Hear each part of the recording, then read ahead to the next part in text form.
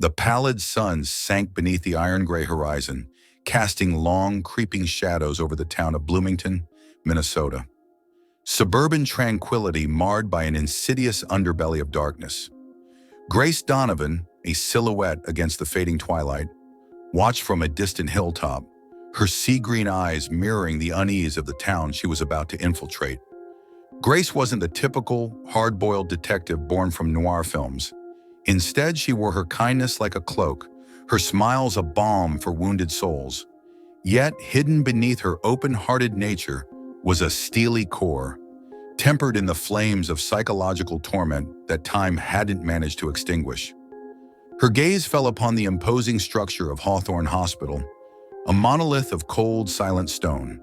Its darkened windows stared back, empty sockets in the skull of a once vibrant place of healing. A chill skittered down her spine. As a private investigator, she had learned to trust her instincts, and right now they screamed of secrets begging to be unearthed. Earlier that day, she had visited the homes of the missing individuals, a string of ordinary folks whose lives were thrown into disarray. Every conversation laced with tension, a fragile dance of trust and necessity. "Please, Miss Donovan," pleaded Mrs. Gallagher, a woman whose son had been swept up in the strange disappearances.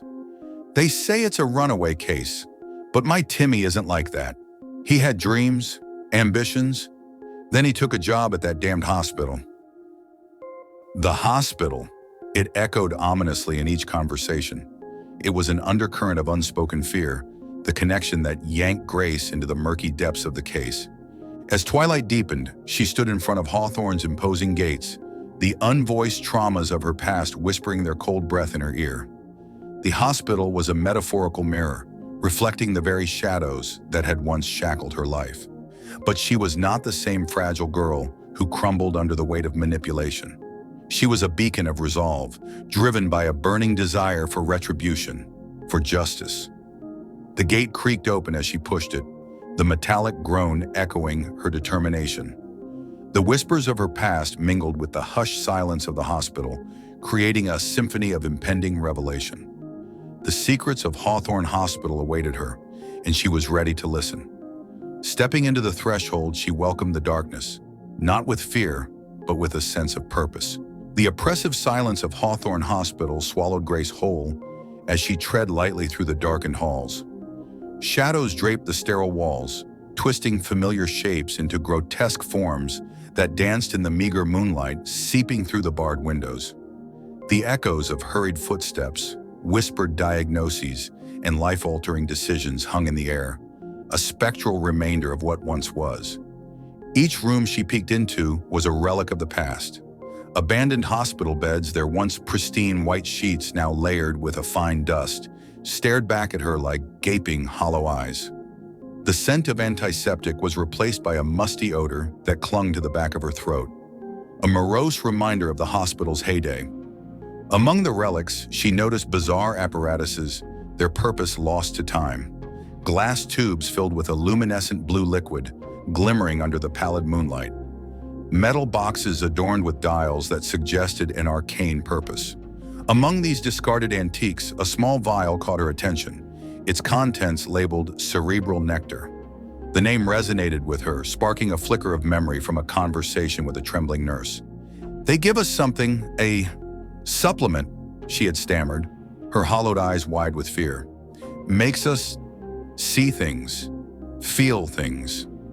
She held the vial closer, the luminescent liquid seeming to pulsate with an eerie life of its own, as if it held a direct connection to the uncanny happenings, a gateway to the unexplainable.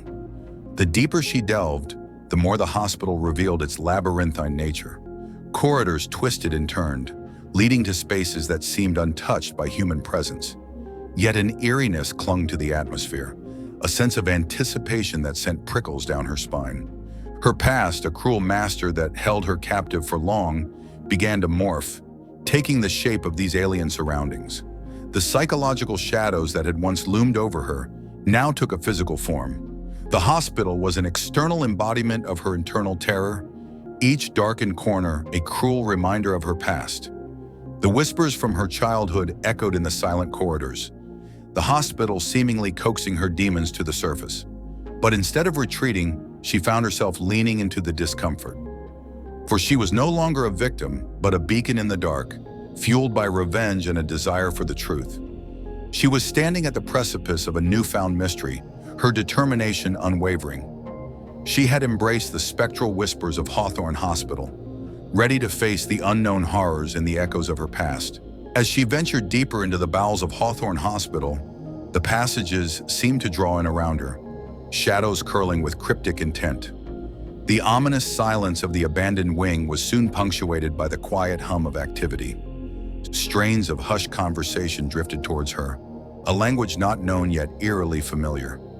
A chilling symphony of whispers wafted from behind a heavy wooden door, pulling her like a moth to a flame. Peering through the keyhole, she saw a gathering of white-clad figures, their faces obscured by the dim light. They moved with an ethereal grace, their bodies swaying as if attuned to a silent rhythm. Vials of cerebral nectar glowed in their hands, their luminescence painting grotesque shadows on the peeling walls. They ingested the iridescent liquid, their bodies convulsing, their voices crescendoing in alien tongues. In this intoxicating dance, they were more than mere humans. They were vessels, conduits to something beyond human comprehension. A wave of recognition washed over her. These were not mere murmurs. They were prayers, fervent supplications to an entity beyond the visible realm. The echoing chorus of their devotion resonated with an unspoken part of her, a fragment molded by her past traumas. The revelation was like a punch to her gut.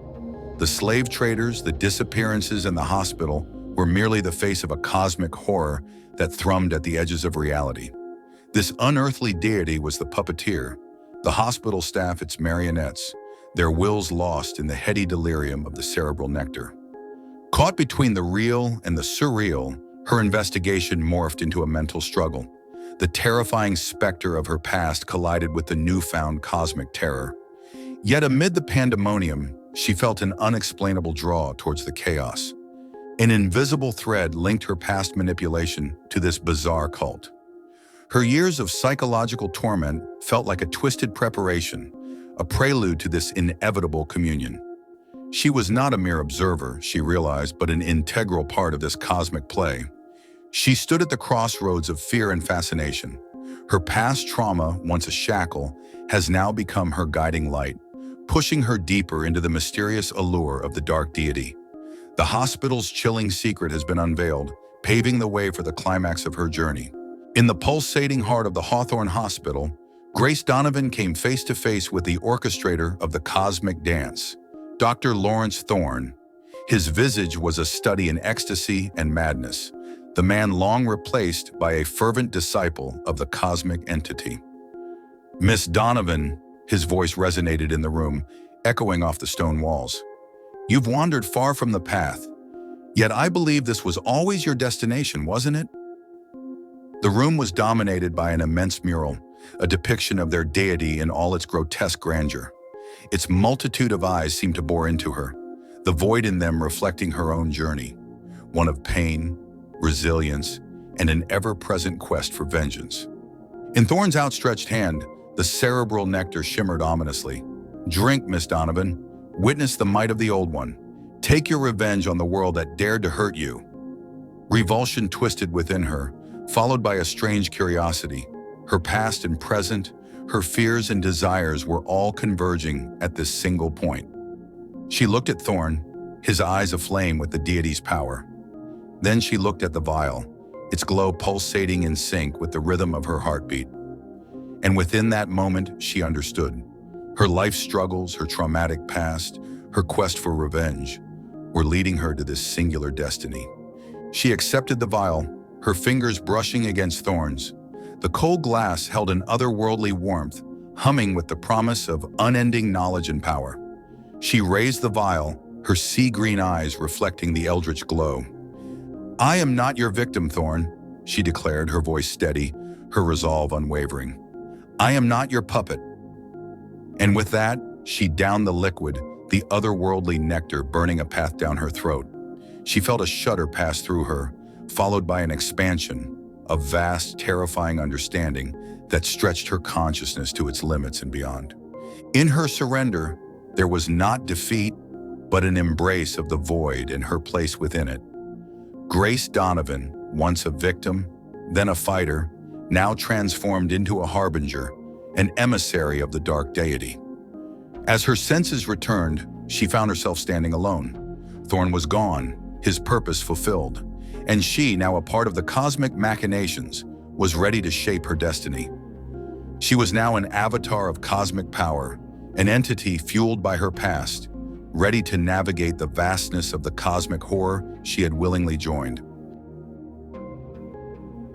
We appreciate you tuning in. If you fancied the content, show your support with a like and subscribe. Hit the bell to keep up with our eerie adventures. Eldritch Tales Factory has plenty more to offer. Until next time.